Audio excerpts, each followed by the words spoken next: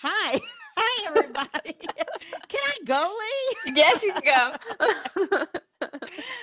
We are in our final day of the Black Family Representation, Identity, and Diversity. And we have had amazing guests all week. And it sounds like we've saved the best for last this last 2 days. We have with us today licensed professional counselor Shawnell Batiste, and she is with Choosing Empowerment LLC. LLC, yeah. LLC. And as you can see, she's also from New Orleans. So we've been visiting this whole time, being both from New Orleans. Before we get started with our speakers, oh, and we have Lee Greenthaner with us today also. Before we get started, make sure that if you need credit, attendance credit, you go to the library website and find the events section and go ahead and register. So I'm not going to take up all the time. We are here for Miss Batiste's life story, and I'm going to go ahead and take it away. Hello. I'm Shawnell Batiste, licensed professional counselor, and your favorite therapist, because that's my tagline. Uh, I am a New Orleanian, born and mostly raised. I spent some of my time in Shreveport, Louisiana. Um, and I love my Louisiana roots. I decided to become a counselor when I was like 7 years old. I said I wanted to be a child psychiatrist. Had no clue exactly what that meant, but I knew I wanted to help people and help children. I had a very um, connected sense to people. Most people would say now I was an empath, and I seemed to draw people to me who needed help. And I instinctively understood also, don't tell people business. you know, if they come to you in confidence, then you keep that confidence. You don't lie to them. And if you can help, help. And if you can't, just listen, right? Um, I operate in the concept that people want to be heard and understood. And I was able to do that even as a child. Um, I operate in very positive energy and always have, so much so that I drove my siblings crazy. My brother would say, um, you can't, there can't be positive things in everything. Like you always thinking of the positive. I'm like, but yeah, but there is. Even in the horrible stuff, there's positives, right? Um, and so I graduated valedictorian in my high school. Um, and in spite of living in poverty, in spite of having, a disenfranchised and troubled family and youth life, I went to school. And school was my escape for a lot of the trouble that was in New Orleans, and if anybody knows anything about New Orleans, there's lots of trouble there. But school kept me focused. It kept me safe. I had a good network of people there that cared about me. And being in poverty as a kid, we moved around a lot. And when we did get moved, we lived in Shreveport. My mom had a job in Victoria, Texas that didn't work out. So we wound up going back to New Orleans. My mom fell into a really bad depression. I took care of my siblings a lot. And but school was where I found my refuge. You know, I asked my mom when we got to New Orleans, I don't want to change schools. I don't care where we go. I don't care where we move. Don't change schools. I needed some stability. And so we used my grandmother's address and kept my address, my grandmother's address. And I stayed at Nichols all 4 years. And I was able to develop great relationships with my friends, with my teachers. And as a matter of fact, they got me into college, you know. In high school, when I found out I was valedictorian, I remember my English teacher, Miss Rubin. I don't know if she's still living. Shout out to Miss Rubin. She pulled me to the side and was like, "Are you enrolled in college?" And I'm like, "No." I have no clue how to do that, you know. And so she said, "But you want to go, right?" I was like, "Yeah, I want to go to college." But I was near the end of my senior year. I should have been enrolled at that point, right? But wanting to do something and knowing how to do something are two different things, right? And so nobody taught me the how. So she advocated for me. She got with the other teachers, she got with the counselors, and they rallied together and got me in school. And I took a quick ACT, and they were paying for, and that was before waivers, you know, because now kids, if you're on free lunch or, you know, they give waivers, but then they did not give waivers. And so they paid for the ACT, they paid for application fees. And, you know, one teacher, she was sisters with a what was she? She was lead. She was part of the junior division at Southern in Baton Rouge, and so they fast tracked me because remember I'm behind 8 ball here, right? I'm behind the deadline. Like everybody's in school. Everybody's about to go to school. And so they pushed it. They pushed it, you know, they did the thing. And they got me enrolled in Southern. That I did get offered a scholarship to Southern in New Orleans, but at that time they didn't have on campus housing. And I wasn't in a position where I could not have housing. I needed housing. And so yeah, they got me in Southern, and I went to my HBCU and enjoyed it. And you know, and I even screwed up my first semester application for my loan application, so I had to sit out the second semester, which was horrible. But I was determined. You know, something that I've always had is determination and perseverance. And so I sat out that second semester. I worked. I worked because I was like, I'm giving these people their money because I need to be in school. That's always been my heart's desire to finish school. And so I set out, I worked, I helped my mom, but I stuffed this envelope and put it under my mattress of money that I needed to give to Southern University because I needed to get back in school. And so I did that, went back to school. Um, and then I started making foolish decisions like young adults do, you know. And I got caught up with a boy, and I chased the boy, and I wound up going part time for school and moving to Houston, and you know, so I moved around a bit, quite a bit again. I ended up going to 4 schools before I graduated, bouncing around. It took me 13 years to get a 4 year degree, but I kept going. I kept going. You know, life gets in the way, decisions get in the way. But once you have set your intention on what you want and you believe it, and you can feel that thing and you can visualize yourself there, I could visualize myself walking across that stage no matter how long it would take, no matter what I had to go through to get there. So I went from Southern. I ended up at Texas Southern in Houston. Um, Went there for a year.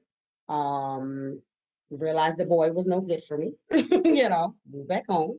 Went to UNO. Stayed there for a little while. UNO's psychology curriculum was more research based, and so they wanted me to take calculus. No, ma'am. So, that program was not for me, and I decided I did not want to go back to Southern. But I decided to check out LSU, and so I went to LSU, got enrolled there, and that's where I made the rest of my college home, you know, at LSU. Um, and I remember the most prominent thing I remember in school, my biggest challenge was people telling me that psychology would not make any money. You're not going to make any money. You're not going to get a job in that. Like, you need to major in something else. Again, I stick strong to what I know is in my core belief system. I knew psychology was going to be my thing. All right. And so I was like, okay, well, I thought I'll figure it out, you know, but I'm gonna stick with my psychology. There's nothing else that I want to do. And so I continued. Let's see, my I got pregnant. My daughter I was born in 2000. I grad and you know, and again, you make adjustments. You make adjustments to get your goals met. Now I have to work full time. Um, I had to commute. I had to commute from New Orleans to Baton Rouge, and so I broke that schedule down to 6 hours. You know, like I found out I was like, how? What's the least amount of hours I can take and still get financial aid? 6. All right, 6 it is. 2 classes, and I 2 classed my way all the way to graduation. You know, and so 2003, I graduated with my bachelor's degree. Greatest accomplishment, greatest accomplishment. Um, and I had people that used to tease me and, you know, how long you gonna be in school, girl? For as long as it takes until I graduate, you know. And it was hard. I lost jobs in between, you know, but my goal was to finish school. My last matter of fact, my last semester, I got fired from my job because I could not get to work on time because I was traveling from Baton Rouge to to New Orleans, and I could not get there on time. There was no way, you know. But I'll take that L. Yeah, I'll take that sacrifice because I'm gonna finish school, you know. And so I got a better job. I graduated. I got an even better job. And I just continue to serve my community because that's my heart. My heart is to serve the people. And so I worked. I wound up getting married. Um, After which I knew I needed to go to grad school, but after 13 years struggling through, I did not want to look at another classroom. No. So I was like, I don't want to go back to school right now. I need to figure something else out. So my cousin was working for Boys Town, and I don't know if everybody knows what Boys Town is, but it's a treatment center for youth with a family style curriculum. And so we became what they call family teachers, which are therapeutic foster care parents that are trained by the company in their particular behavior model. And their model is awesome. It works. And so we got on with them, and that's not a job, it's a lifestyle, you know, because you're living with these kids, right? And so in the meantime, we started working for Boys Town. We were taking care of 6 kids. We got pregnant with our second baby. Um, and as soon as we was getting in the flow of that, Katrina happened, you know, and swept us away.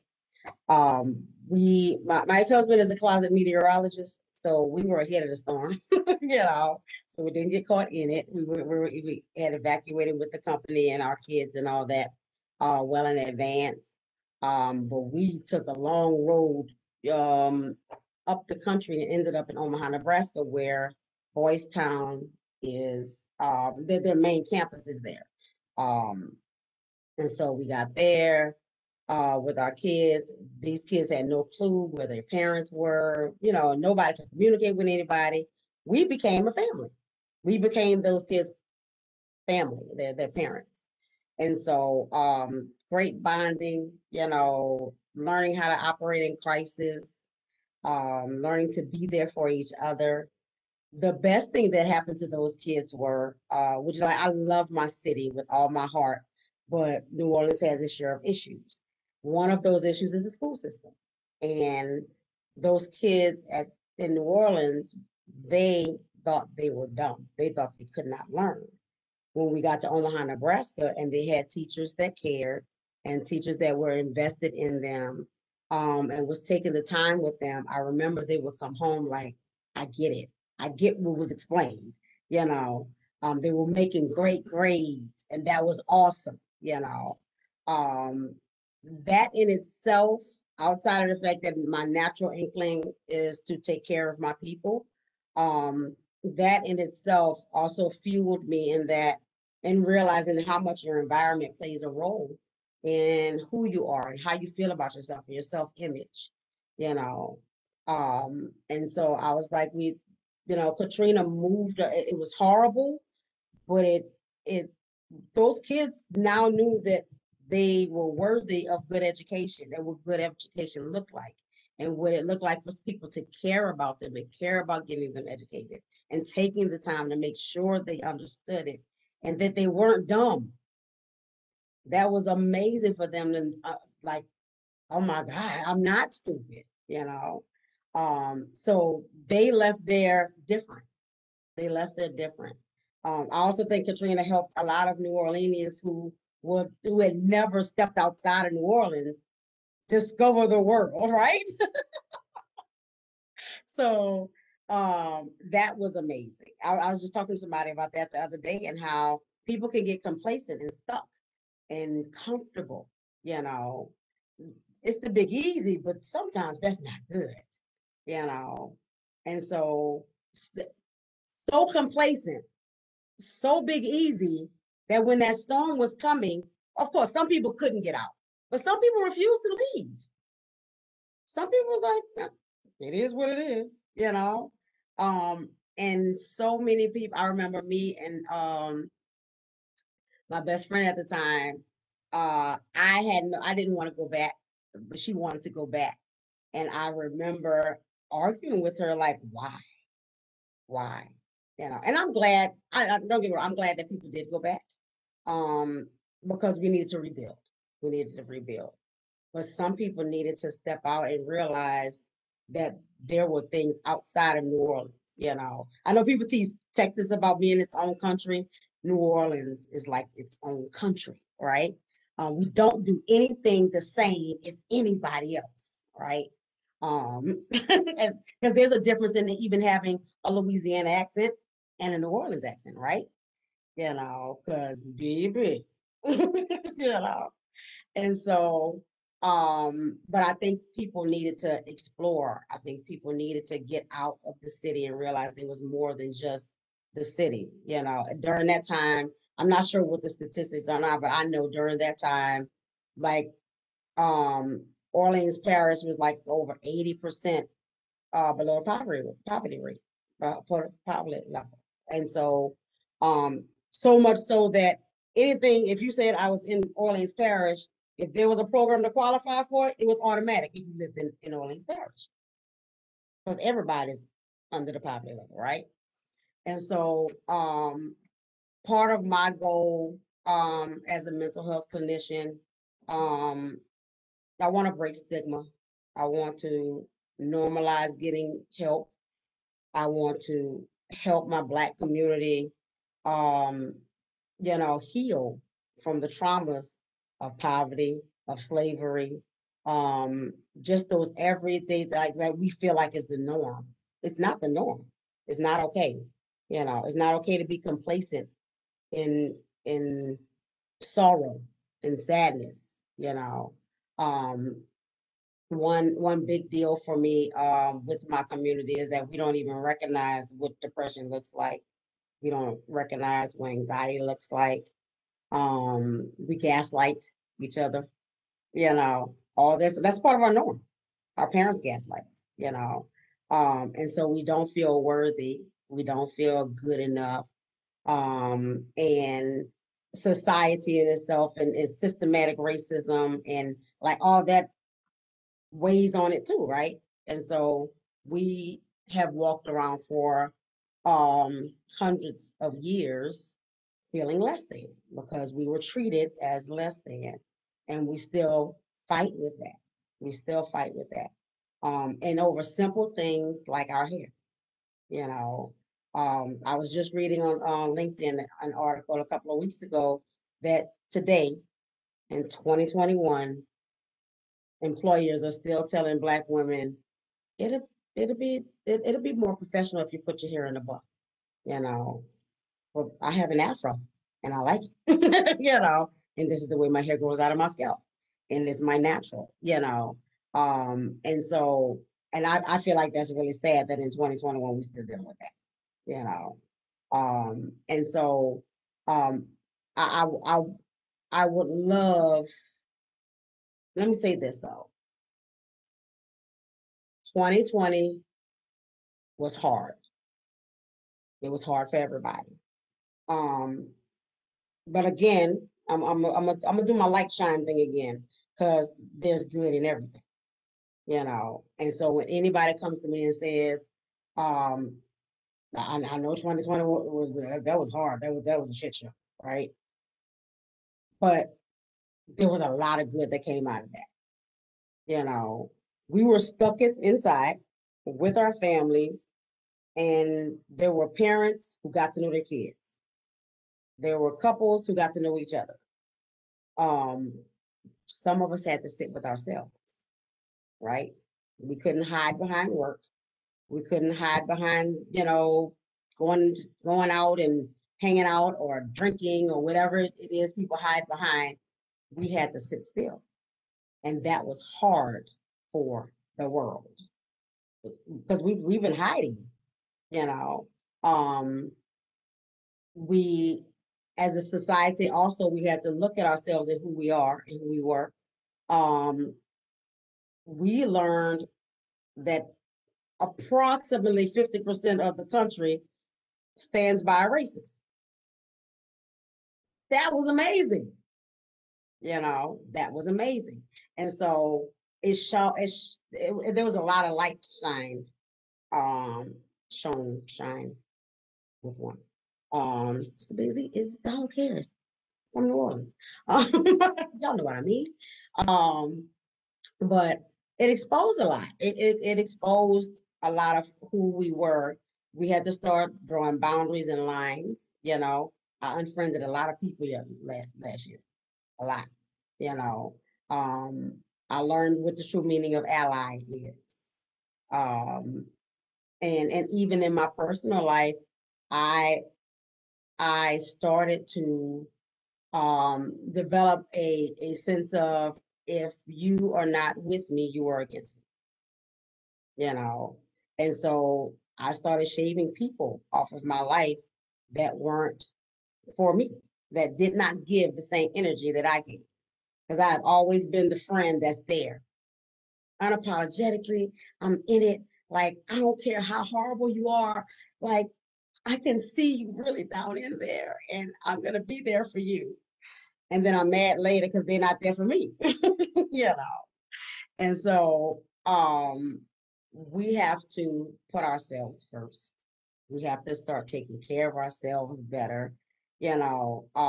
And you know, in the mental health community, like we pride ourselves on saying self-care is not selfish. But society has taught us that, right? Society has said, you know, especially for women, especially for minority women, especially for Black women, you know, you're not allowed to take care of yourself. You know, they teach you when you have children, you got to put them kids first. Them kids come before you. But the kids ain't going to be nothing if I'm not nothing, if I don't have myself together. I can't take care of them if I'm not taking care of me, you know. And for I have clients that I preach that to. I have to take care of the kids. I have to do this for the kids first, that for the kids first, this for my husband first, this for my job first. Like everybody comes first. And then you're exhausted on the couch crying or in the corner, shaking back and forth, you know, because you're losing it because you have not taken care of you. Who's taking care of you, right? Um, the first person that needs to take care of you is you. Because people treat you the way you allow it. We allow people to treat us this way, right?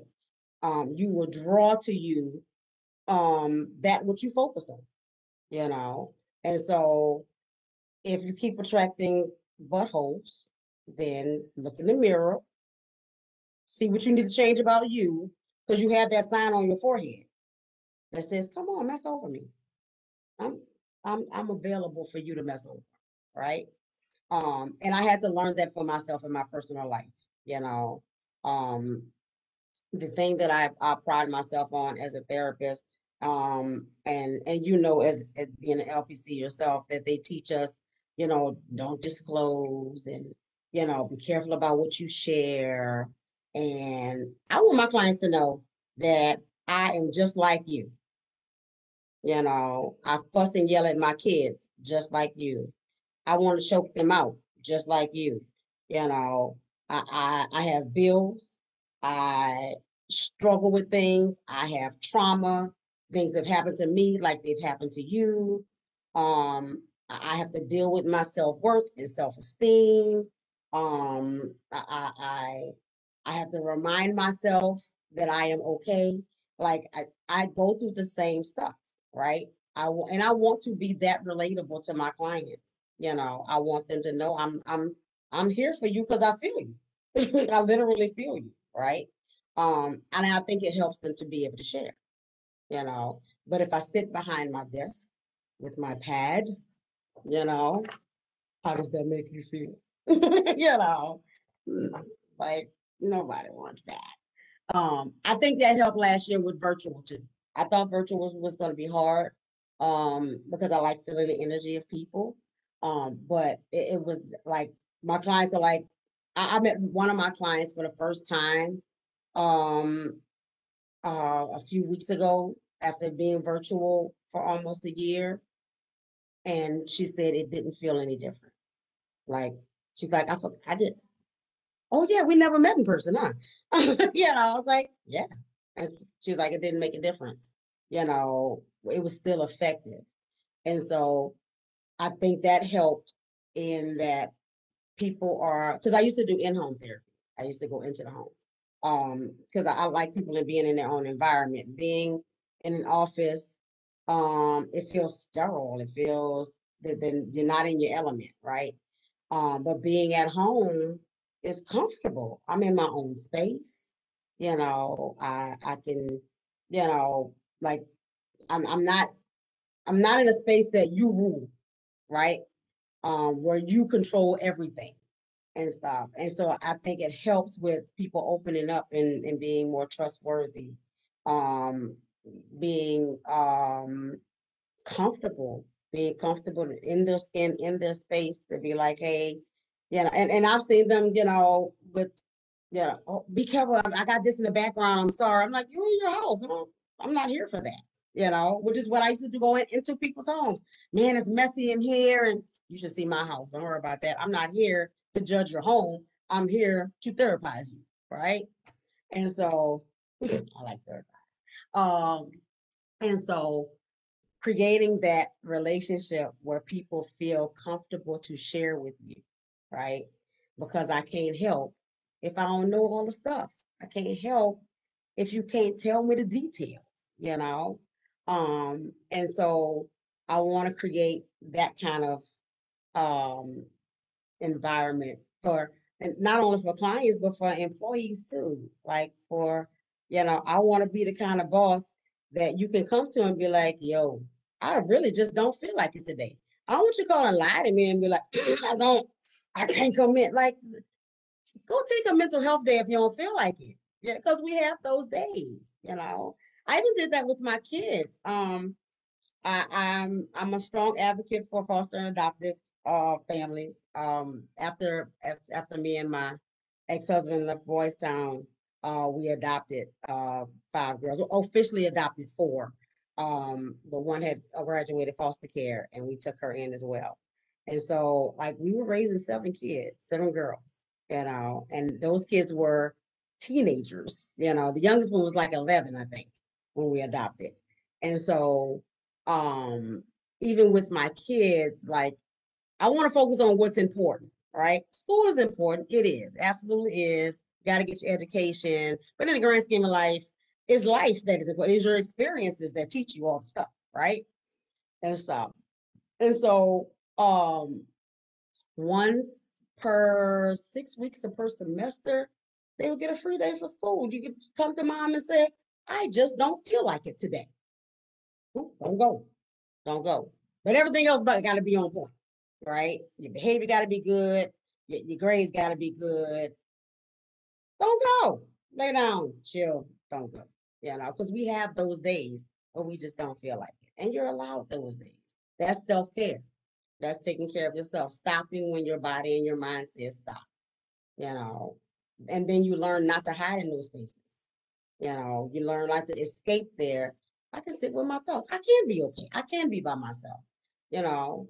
And teaching, I think we should be teaching our kids how not only to think independently, but to be okay in their space by themselves, um, to not give in to bad ruminating thoughts, to manage their own thoughts, to um, the natural thing in the mind is to down ourselves or over critique ourselves. But you can flip those. You can flip those around, but that's a skill. That has to be taught. So a part of what I also want to do with my organization, with my company, um, I want to create environments where people feel good to be themselves. I want to create environments where people want to help others because they feel good, right? Um, I want I want to normalize taking care of yourself. I want that to be a norm, you know. I don't want women to carry the weight of the world on their shoulders. I want them to hold their husbands accountable and say, hey, I need you to wash a few dishes. I'm not doing that every day. I'm not doing it every day. And so, and it takes that communication. It takes for you to be confident enough to do it. It takes for the people in your life and around you to care enough. I hold my kids accountable. Like, I'm running a whole business. I'm gonna need you to take care of the kitchen, please. you know, like this is a family, this is a unit, we're a team. And so I'm not gonna do everything. I'm not, and I'm gonna be okay about it. And I'm not gonna pretend that matter of fact, that brings me to how people are like with the cleaning of the house. And I was like, your house is lived in, you know. A living room is called the living room because we live in it. We watch TV, we hang out, like it's not gonna stay clean, right? And so if I walk into your house and it's perfect, I can assume you just cleaned it. I can assume, or maybe you're trying to live up to some unusual standard that you don't live in your house, right?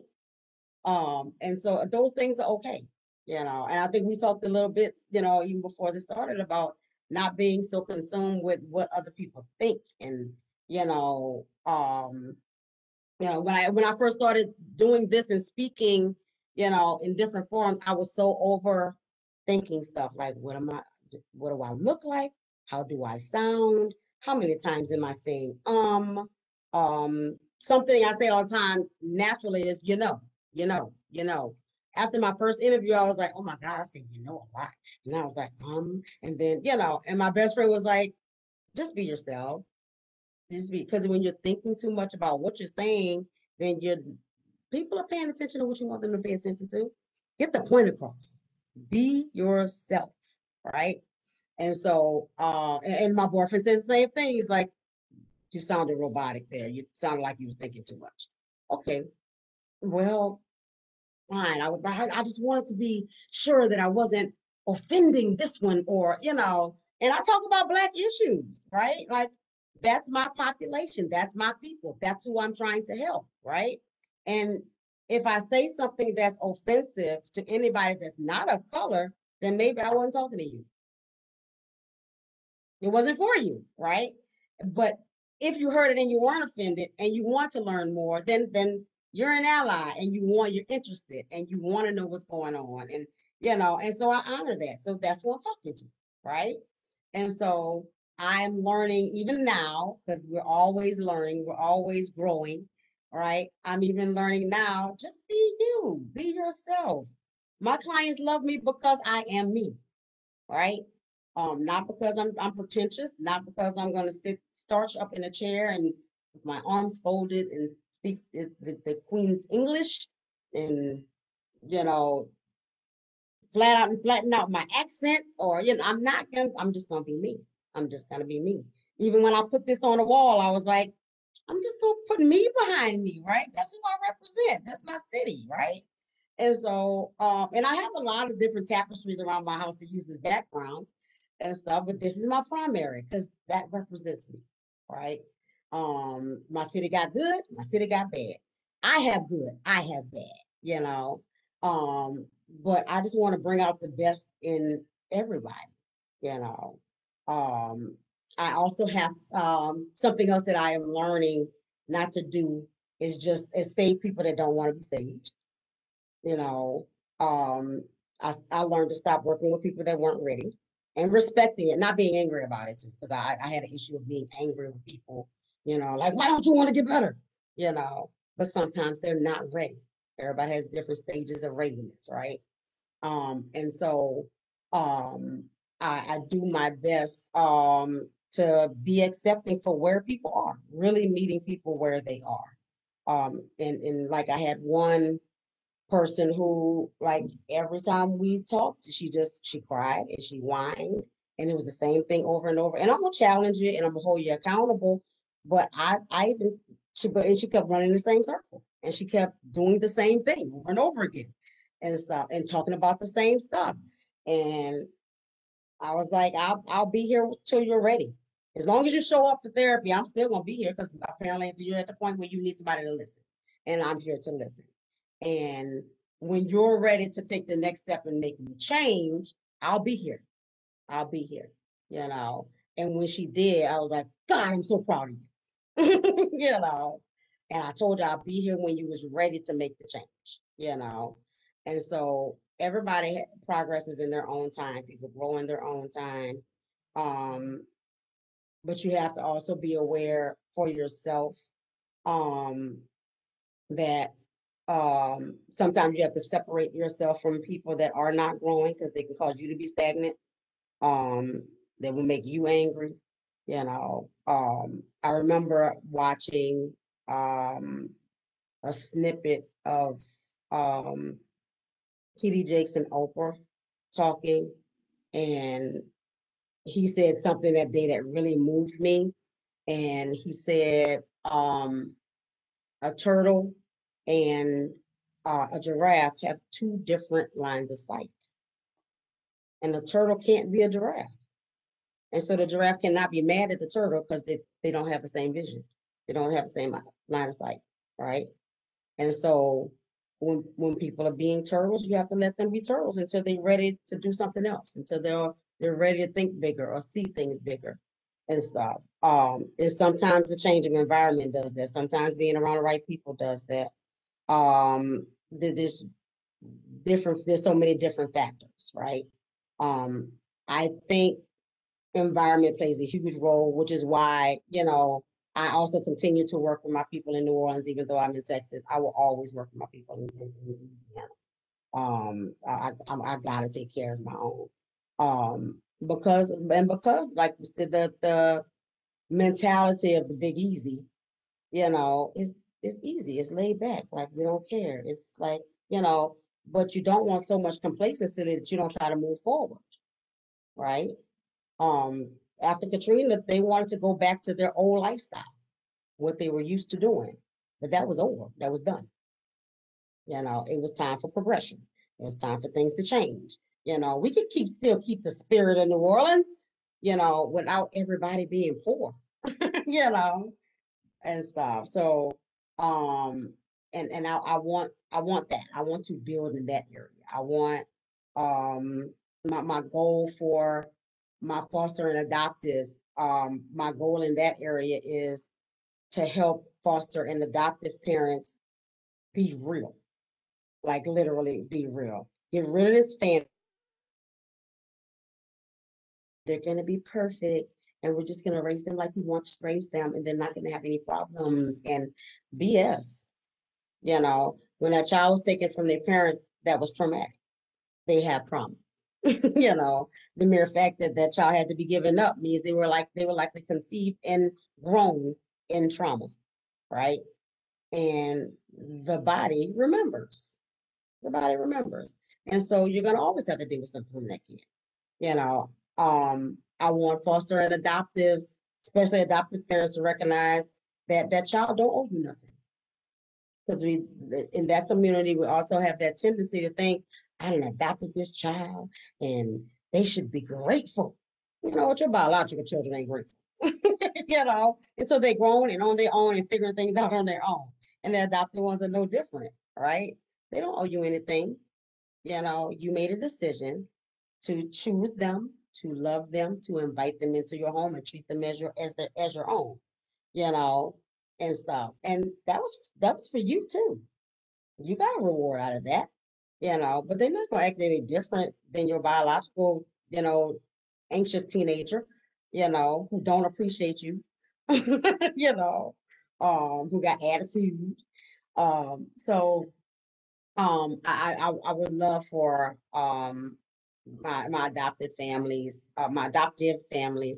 and my fosters, to just have a reality check of, just love that baby through it, love them through it.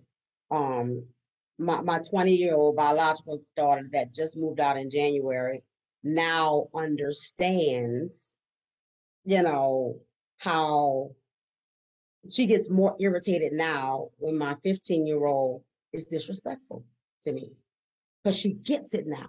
She pays her own bills. She recognized how hard it is because she's still shopping out of my cabinets, you know? So it's difficult, you know? She like, I want to move out, but every opportunity she gets, she's still at my house because she realized it's lonely at home by myself. I have my dog, but I come from a large family with stuff going on all the time. I'm glad I have my own space, and I'm happy she has her own space. Well, she called one day and was like, "Can you come pick me up? I am lonely. I am lonely. I need your interaction." I realized being in that house full of the love and affection and the interaction and the joking around gives me life, right? And so she has a better appreciation now. My youngest adopted daughter, who was the hardest child to raise, because they also have trouble letting you in. And so it wasn't until she had her first baby till all of a sudden she had that baby and she called and she said, "Mama, I'm sorry. I'm sorry that I was such a difficult kid when all you were trying to do was love me. And you loved me through my junk, you know, and I treated you like crap. I treated dad like crap. I treated your kids like crap. And they were sharing their parents with me. They were giving me what I didn't have, and I was mad with them about it. Um, Not realizing I was mad about what I didn't have, not realizing that I had it, right? And stuff. And she cried and she cried and she cried. And she apologized to her sisters because she did treat her sister like crap. And so she was like, if anybody had done to my child what I did to yours, Mom, I would kill him. But you loved me, right? And so she got it, right? There was that great epiphany. And so all the junk that she took me through in that moment was worth it. The cycle was broken, right? And that's the goal. The goal is to break the cycles, right? She will not be as her mother was, right?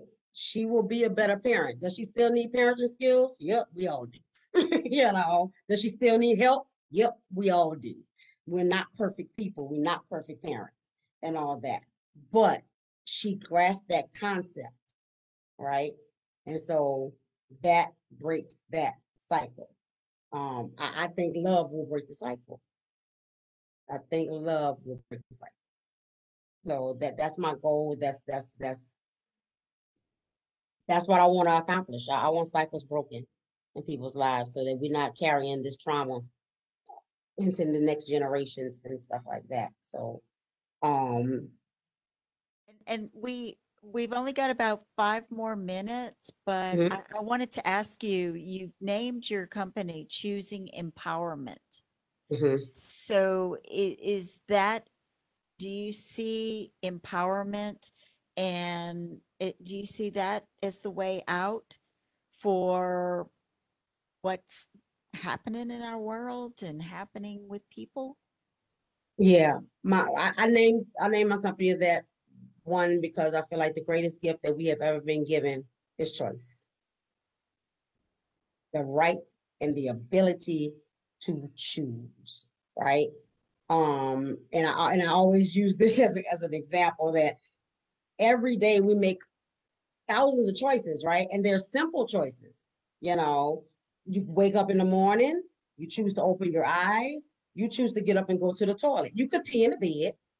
You could. That's a choice, right? But Right, the right, consequences that go with that choice are not pleasurable. So you're right, like, I'm gonna go ahead and go to the toilet. That's a better choice, right? And so all day we're making those choices, right? yeah, Should I go to work? Should I not go to work? Should I feed the kids? Should I not feed the kids? And so so we're making choices every day. So we need to make wise and empowering choices, right? We need to make choices that enhance our lives. We need to make choices about who we're hanging around. We need to make choices when we go to work. Am I respected here? Do they value me? Do I value me? Um, you know, uh, do the people in my life treat me well? Like we have to make choices every day regarding our own well-being and mental health and wellness, right, and so you have to empower yourself to get that done because most of us don't feel empowered enough to make those kind of choices. We think things are happening to us, but we are right. drawing these things to us. It's our choices that are causing these effects, Mhm, right? You mhm. know, I made a choice to chase the boy, right? It cost me some years in college because I chased the boy, right? And so I needed to make a wiser choice at that time. But you often can't make wiser choices until you experience some things, right? And so, which is why wisdom is important, Right. which is also why my tagline is with wisdom, growth is infinite, Oh, I like that. right? I like that. And we are Yes. always going to be growing, always. Yeah, and I tell my clients that you're going to reach a point where you feel good. You're not going to need therapy no more. But I think therapy should also be normalized, just like a doctor's appointment, just like your checkup. I think you need to check in with your therapist once a year, even if things are going well. I think people should be proactive and say, hey, I got this thing coming up. There's some transition about to happen. I'm about to go out into the world and move out into my own apartment and get away from my mama.